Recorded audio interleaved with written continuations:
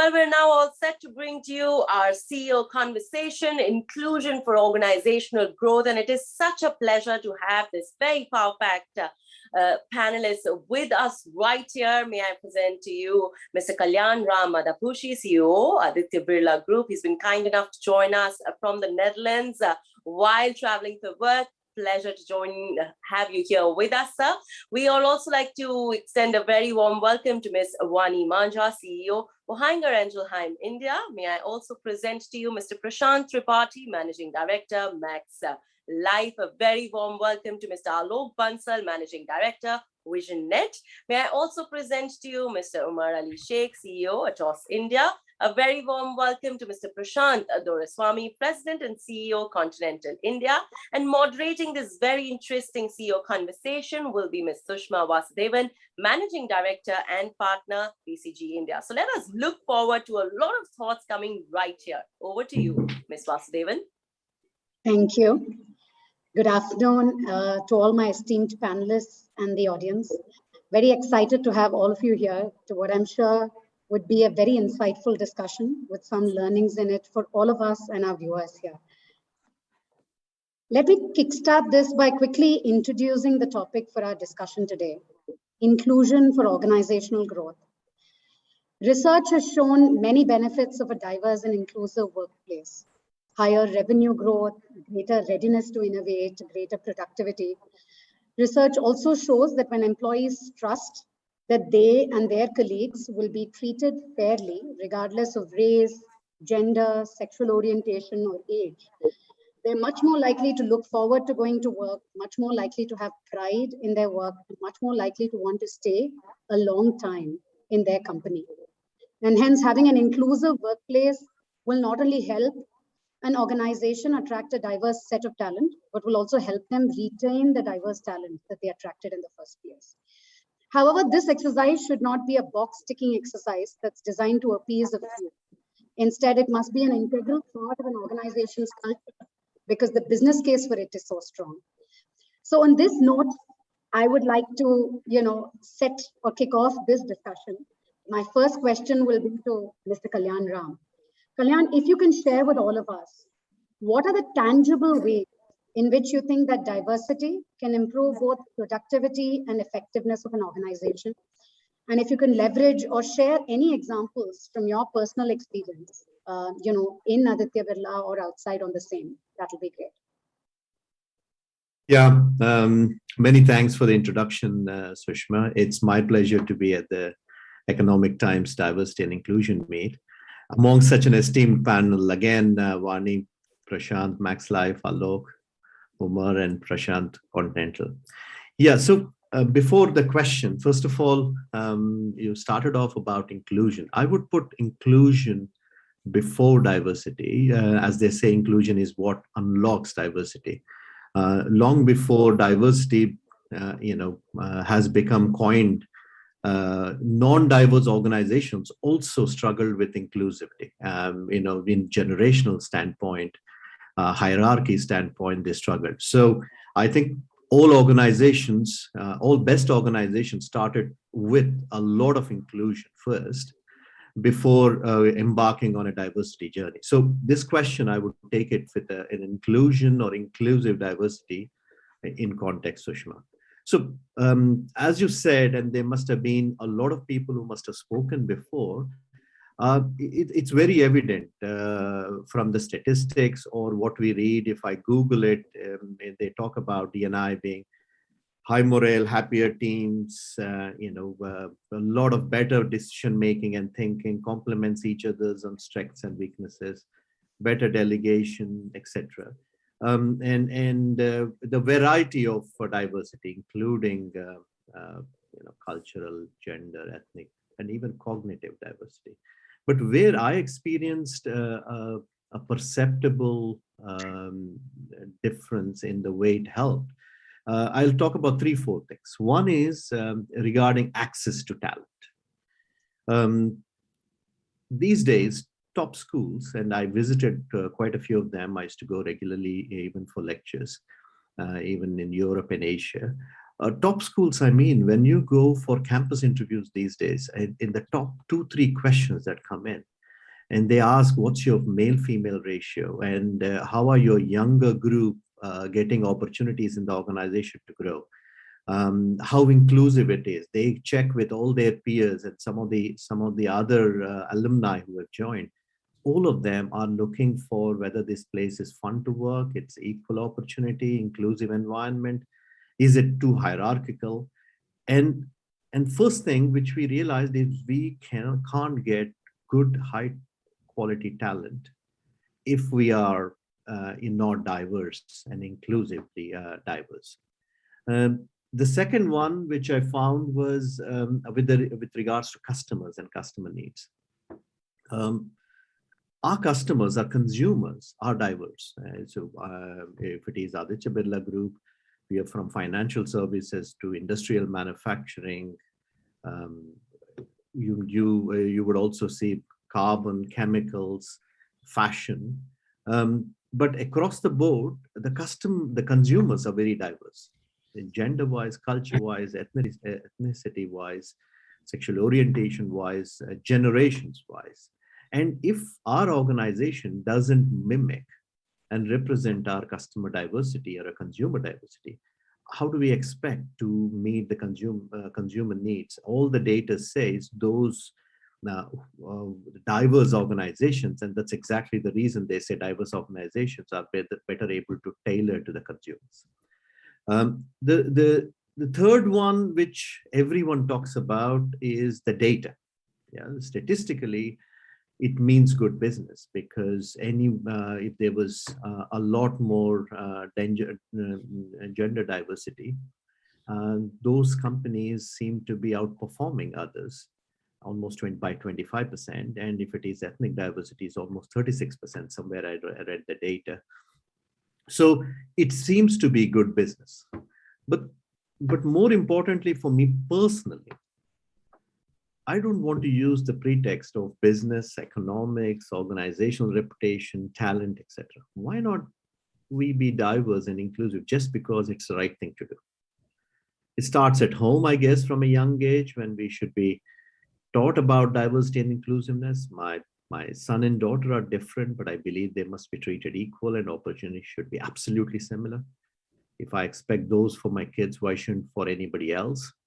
I have myself lived through these experiences when I worked for 25 years in Shell, almost a dozen years in Southeast Asia and Singapore, and another dozen years when I moved to Europe. I was possibly the first one to go there within Shell from this part of the world, and running a European business. And I could feel both insecure and our teams wondered why somebody has to come in from some part of the world here.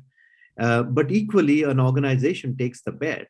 And I did the same later on, from having a 125 people, a 15% diverse team, to almost a 45% diverse team. And I could make a lot of difference. I could see a lot of difference in terms of particularly a diverse team having that differences in how we reason, interpret, and solve problem. I found in organizations where it's diverse, there's a huge amount of critical thinking and better decision making. These were some of very specific one I experienced myself, Sushma. Back to you. Thanks, Kalyan, for sharing that. I think, and thanks for sharing your personal experience in Shell, as well as laying out some of the key elements around the fact that this is almost hygiene when you're looking at recruiting talent and when you're looking at dealing with a diverse customer base. Given, this sounds and seems so obvious, I'll move on to my next question to Vani. I think all of us, know that there is a real business case, and like Kalyan was mentioning, that it's the right thing to do. However, still, most organizations are actually struggling to make this work. So Vani, it will be great if you can share with us what you think is the biggest roadblock or practical challenge that one faces while trying to ensure inclusion in an organization. Thank you, Sushma. And first of all, allow me to say it's a pleasure for me to be in this panel as well. As Kalyan said, a topic that is important, not just because of an academic exercise, but because it's the right thing to do. Organizations represent the general society. So how can we be successful for all if we don't include all? And also agree with you, Kalyan, that diversity doesn't exist without inclusion and vice versa. And if you add the third pillar to it of equity, then I think you've completed the picture a little bit on getting the right representation. Focusing in on inclusion, which absolutely is the first thing that needs to happen if we are to retain diversity, because ultimately you can put some quick fixes on diversity by hiring. But if we don't have a culture of inclusion, retaining, growing, empowering, and then maximizing the impact of this diverse workplace that we might create is very hard to do. You asked for a roadblock, but maybe starting with a few ingredients that are important. One, inclusion not just as a campaign or as a tagline, but as a cultural element. An inclusive culture is critical to create, which starts at the top. And there is enough evidence reported in the last years around the importance of a diverse and inclusive culture. So that has to start at the top. I'll spend a couple of minutes on it in a second. Yeah? Second is, connected to that, is creating an environment of true psychological safety, where people feel they can bring their whole selves, be their whole selves, not just express to perform their job, but express to share their input, ideas, experiences for the better of the organization, above and beyond just their roles in the organization. Three is how we measure. Inclusion is not easy because it's not always tangible to measure. How we measure, and then how we act on what we find out through the measurement, because there is sometimes a tension on what we are rewarding. Is it just performance, the what, or is it also the how? That's the third part. And fourth, how do we avoid excluding in our effort for inclusion? Meaning, if you're talking about inclusion from a gender perspective, how do we make sure we don't just make it about women, but we include all, so that not only are we empowering those who are the minority, but also we are engaging who are the majority to be part of that journey. So those are four. I don't want to take too much time, but just a few aspects I'd like to highlight on especially the psychological safety. How do we make sure that we move away? I've come back to India now for about a year, so I'll speak with my recent experience as well. How do we make sure that we create that culture of psychological safety, even in a social culture of hierarchy, where someone at the individual contributor level feels not only that they can bring their whole selves, but also that they can express themselves, as I said before, beyond just the role they perform, including contributing to the broader organizational agenda, including having the freedom to dissent, and ideally, in that ideal state, feeling comfortable with the obligation to dissent. Yeah, that culture requires role modeling from all of us on this panel, to be comfortable being uncomfortable, around seeking feedback, not just stopping at the positive feedback that comes to us through the filter of hierarchy, but also actively seeking constructive feedback on what we could do better. Role modeling from the top, but also imposing it on others, so that I'm not just rewarding the next level leader for their fantastic business impact, but also how they've delivered it, how they have adopted, embraced, and role modeled inclusive cultures to get the best from every person in the organization.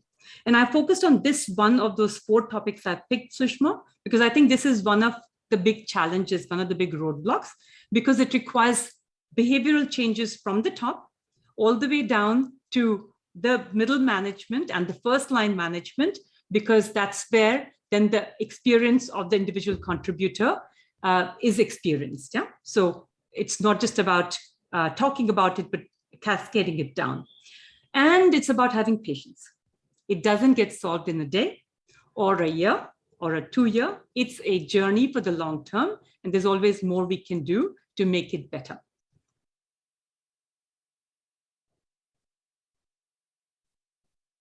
Thanks, Vani. I think it will completely resonate with everyone here that the single biggest thing to make this happen is we need to walk the talk. And sometimes that's easier said than done because it's in conflict with the social conditioning that exists, in many systems. I think that's a great point. On that note, what I would like to ask Mr. Prashant Tripathy is, there are many small actions that we can actually implement as a part of our everyday work life, to ensure that we are incorporating diversity and inclusion. It's not one big thing. Sometimes it's many small things that need to come together to make this happen. So it will be great if you can share with us any good exemplars that you have seen on incorporating diversity and inclusion in our everyday work life. Thanks, Sushma, and delighted to be here. My warm greetings to all my co-panelists. You are absolutely right. Completely agree with Vani's comment saying it is not going to happen in one day, 1 year, maybe 2 years, because this journey is very long. And CEOs are quite impatient about how fast they want to drive changes. But what comes in the way is you have a business to deliver, you're responsible for numbers, their priorities, strategies, and D&I. And I think one of the biggest challenges that people face is they start to see D&I in a different bucket than their business or their strategy. Actually, D&I is a core part of strategy. Unless we bring that at the center stage, we will not be able to succeed on D&I. And the big thing that is required hence is being steadfast about the changes, being steadfast on how the CEO wants to implement D&I or the culture of D&I within the organization. I think the point that you make, Sushma, in that context becomes very relevant. You will not have one large initiative which will make such an impact that tomorrow an organization from not being D&I oriented becomes an exemplar in D&I. It is a set of many new things, many smaller things done over a very long period of time that will make the dent and that will make or transform the organization from being a traditional organization to a D&I focused organization. We don't realize, but I can speak for our organization, 84% of our people are millennials. They are less than 40 years of age. In my management team, people, me and my direct reports, there is just one person who is a millennial. Now you understand the challenge of the leaders being in a different bucket, and everybody else, 84% people who perhaps will become 99% over the next 5-7 years. It's a big challenge that we're dealing with. The number of women employees, while we work statistically saying, okay, I was at X%, now I've grown to Y%. But what people stop to fail to recognize is, okay, you have managed to hire women employees, but how are they feeling? What is their engagement score? What is their attrition numbers? Do we have parity in how you are paying them? So what I'm trying to demonstrate is this challenge is just about everywhere. Their conscious challenges, their unconscious challenges, their mindset related issues. So the way we are trying to deal with, of course, there are multiple examples, Sushma. The way we are trying to deal with it is remain conscious on statistics, which means, okay, bare minimum, we were at 16%, we are at 25% women employees, we want to go to 30% over the next couple of years, which is a great move. We're perhaps one of the topmost within financial services in terms of women employee workforce, but at the same time, measure their engagement score. The other target that we have is become top 100 places to work for women employees over the next couple of years. We very religiously maintain engagement scores, and we look at whether the attrition numbers are any different for women employees. Again, there are things that we're doing with respect to Gen Zs, a very different way of thinking. And I think coronavirus has perhaps improved the way we could include the millennial workforce, everybody working from home, those flexibilities being available. But at the same time, we consciously work on creating smaller clubs, like bike clubs or yoga club or Toastmasters clubs, where people could come together and exchange notes. We also, use social media quite substantially. For example, workplace is something that we use quite substantially to interact and deal with. The level of communication is of a higher order. We try to do as good a job as possible.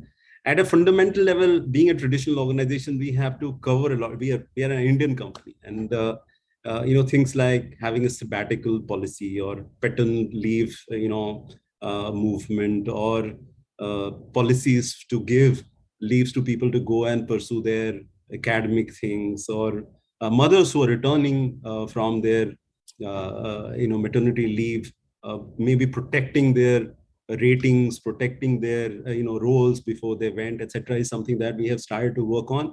And I hear definitely very positive things. We are also trying to do a lot to nurture the talent.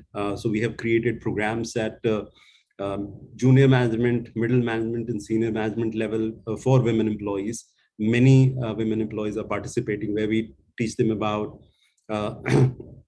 professional skills, assign mentors, make sure that they're learning, develop them, help them, coach them. So I think there are, and the list is long. I'm sure my co-panelists will have an equally long set of things that they must be doing. There's no one answer, Sushma. The answer is be at it, remain steadfast, work on it with diligence every year, and make that as a core part of your strategy, not something outside of your business where, when it becomes fashionable, you go back to, and then you're back again to driving your sales numbers. Thanks, Prashant. Completely agree. I think, like you rightly said, diversity and inclusion does not happen when you recruit diverse talent. It is when you manage to retain and engage them continuously on an ongoing basis. And I think several of the activities that you have, implemented in order to do that, I think could be very insightful for all our viewers here. I think we discussed, what must be done, what are some of the core pillars in order to ensure diversity and inclusion happens, both from a cultural change perspective as well as in terms of day-to-day life. Sometimes actually what's harder to think of is what must one not do, right? What are the things that one must avoid, in order to ensure a diverse and inclusive workplace? So on that note, I'd like to ask Prashant, Doreswamy, what are the things that you believe one must not do to ensure diversity and inclusion in the workplace?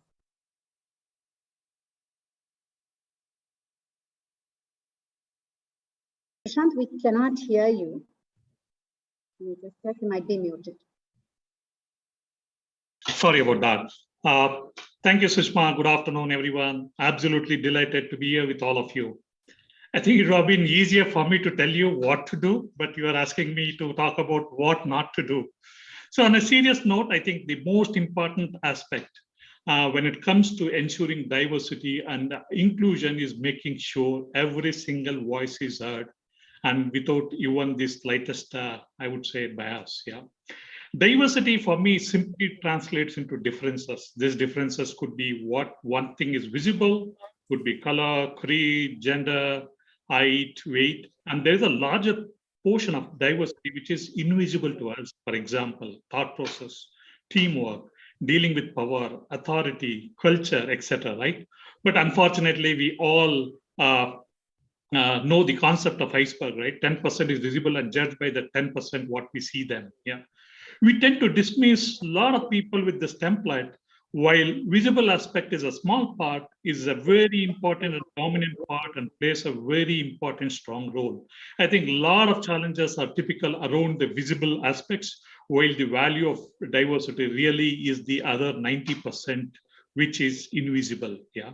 So diversity and inclusion are not an affirmative action or an equal and sort of opportunity action. I think diversity can be mandated, but certainly not the inclusion.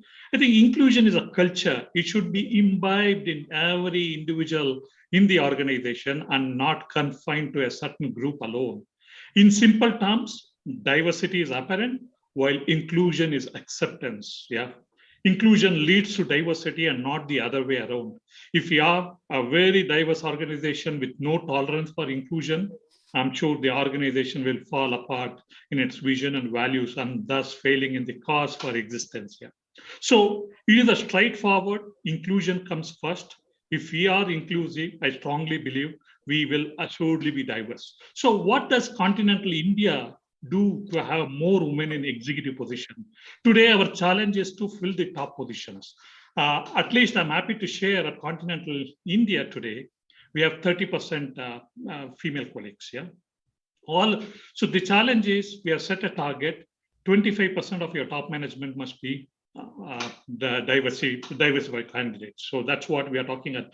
I think all of us are grappling with that to answer this question on our way. We thought we had answers a couple of years back, but if I look today, honestly speaking, do not have a definitive answer. I think we have to keep trying 100 different ways, as Mr. Tripathy said, for a handful of our colleagues to be successful.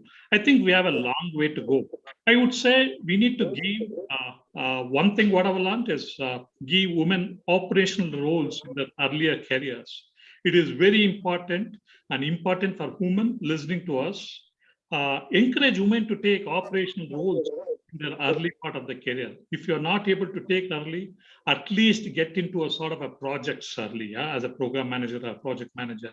I've seen one of the biggest hindrances women making to the top is people saying she doesn't have the operational experience. I have a good flavor of what operations means. Also, it is important to have more role models in the company. Women who have consistently made into the system and are at senior levels. I can say, I can't tell you how important that is, because a lot of young millennial women who join the organization get energized and enthusiastic by looking at the women who have made it to the top. So it is very important for every company to have role models. One other important thing is to have sponsors to champion women growth. I think having experience of running companies for last couple of decades, I strongly feel women do not need a pass. What they need is understanding. Women need evolved management to treat equally with men. I think that we need to understand. Over to you, Sushma. Thanks, Prashant. I think, there is a lot in just what you said at the beginning, that diversity can be mandated, but inclusion cannot. And I think, that's the reason all of us are having a discussion here. And I think some of the elements around ensuring operational experience, creating role models are all very important, to ensure greater inclusion in the workplace. On that note, Alok, what I would like to ask you is, I think there are several ideas that have come in this forum, right, on what one needs to do to ensure diversity and inclusion. Both, smaller activities in terms of a day-to-day work life, as well as some larger elements around just making sure we walk the talk and the organization culture reflects inclusion. I'm going to force you to prioritize and tell me if there is one secret sauce or single most important thing one needs to do to create exemplary DEI in an organization.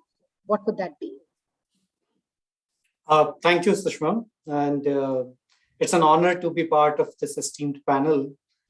And my co-panelists have pretty much addressed most of the aspects of DEI. Now, to address your question, I wish there was a secret sauce. If there was one, we would have probably achieved good DEI 10 years back. But still, I would, as you said, I will prioritize. So what I have seen over my career is that ideas are easy, right? Where it fails is the execution. And I've seen organizations who have serious strategic agenda to implement DEI, but they have not over the years have implemented it. And there's no sizable or statistically relevant change in the diversity and inclusion. So I think what I would say as a one secret sauce or single most important thing is that how organizations convert their strategy into execution. And to achieve that, I think what organizations have to do is like they have revenue, profitability and margins and other things as a part of the senior management and the middle management KRAs. DEI has to be part of the core strategic KRAs of the organization and has to flow down to the level of at least the middle management, who are really the influencers in creating a diverse and included workforce. The other challenge that we generally see, and which actually kind of becomes a hindrance to the DEI, is that most of the organization want to hire the trained workforce, trained diverse workforce. But when you look at the country as a whole, diversity is missing at a macro level, right? So if it is missing at the macro level, it is hard to find the trained workforce which is diverse and comes from across the different aspect of diversity and inclusion we talked about. So I think the problem has to be handled at the grassroots level. The organizations have to, who really are looking for DEI, has to invest into creating and training the diverse workforce. So one of the things, for example, our organization has invested in and started a program during the pandemic is a program called Unnati for India, where we are addressing this problem, right, going to the colleges, going to different aspects of the different parts of the country, including the rural India, and trying to find a workforce which we can train. Of course, this is a very is a long-term investment, a commitment. But I think if the organizations start including this as part of the strategic KRAs for everybody and start looking at how they can grow the workforce rather than just looking at resorting to what they can get trained in the market, I think we can handle this problem and this objective of having a diverse and included workforce in a much, much better manner. Thanks, Alok. I think you dwelt upon a very important point that intent, while good, is not sufficient, right? And what would be key is to actually get action or execution on the ground. Umar, on that note, I think it'll be useful to understand what this action or what can be the small baby steps that an organization which is looking at converting its intent to action on the ground should actually embark on to ensure there is greater diversity and inclusion. Yes, Sushma, thank you. The positive part of speaking last is that probably if you speak well, you leave a lasting impression. People remember the last speaker. So that's how I take it. And I'm really honored to have esteemed panelists, really pleased to be sharing the dais with each one of you. To answer your question, Sushma, as a CEO, fundamentally, we are supposed to be delivering certain outcome. And outcome does not have a face. Outcome does not have a gender. Outcome does not have a race, or outcome does not have language, color, whatever way you want to look at it. The way I look at it, or the way I implement or I wish to implement, is once as leaders, we keep our focus on outcome, then the discussion of diversity especially does not arise, and that somehow gets eliminated from our conscious mind. That's my first point. Second point is, we always try to evaluate, is the person, irrespective of gender, race, color, religious identity, whatever, whether that person is fitting into our scheme of things. How many times we try and ask ourselves this question, that are we fitting into their scheme of things? And let me just single out an example of, let's say, a woman colleague. Okay, we expect our woman colleague to build diversity and expect her to join us and contribute to our outcome. But are we also trying to think about that? Are we fitting into the scheme of things of our woman colleague? You know, this fundamental question must be consciously there in our mind. The other point is, so first focus on outcome, then diversity as a discussion actually does not remain on your conscious mind. At least it is not on my conscious mind. And coming back to the baby steps of implementation, I think it starts from the top. The way you try and drive yourself as a leader, and disseminate this to your leadership team and down below, it gets automatically instilled in their mind that there is no discussion about diversity. Coming back to, so first is it must start from the top. Second, you must make conscious effort to try and make it subconscious. The moment you remain conscious, that means you are prejudiced about it. Why should you be? I mean, if you want to drive your profitability, you drive your numbers. Why should you be prejudiced about diversity? So that is where I look at it.